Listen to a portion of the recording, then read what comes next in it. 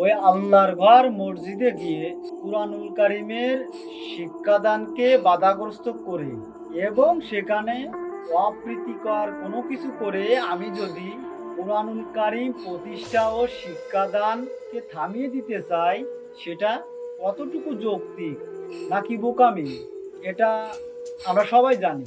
অত্যন্ত সত্য কথা যেটা আমরা জানি, তবুও মনে করিয়ে দিতে চাই সবাইকে। আমি যদি মনে করি পবিত্র কোরআনুল কারীম এই মোমবাতির আলোর মতো ক্ষণস্থায়ী, ফু দিয়ে নিভিয়ে ফেলবো, আমি মোমবাতিটাকে ফু দিয়ে নিভাতে পারবো, কিন্তু পবিত্র কোরআনুল কারীমের যে শিখাটা, যে আলোটা, ওটা সুইচ কিন্তু মহান রব্বুল আলামিনের হাতে। ওটা অন এবং অফ করার একমাত্র এখতিয়ার আছে ওই মহান সত্তা, যিনি এই সীমাহীন আকাশের মালিক, ওই বিস্তীর্ণ জমিনের মালিক, যার হাতে আমার প্রাণ।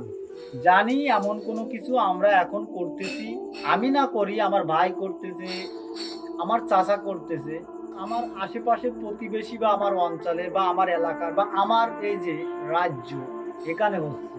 সাবধান হয়ে যেতে হবে আমাদের।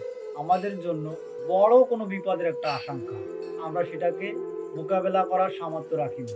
সবাইকে ধন্যবাদ।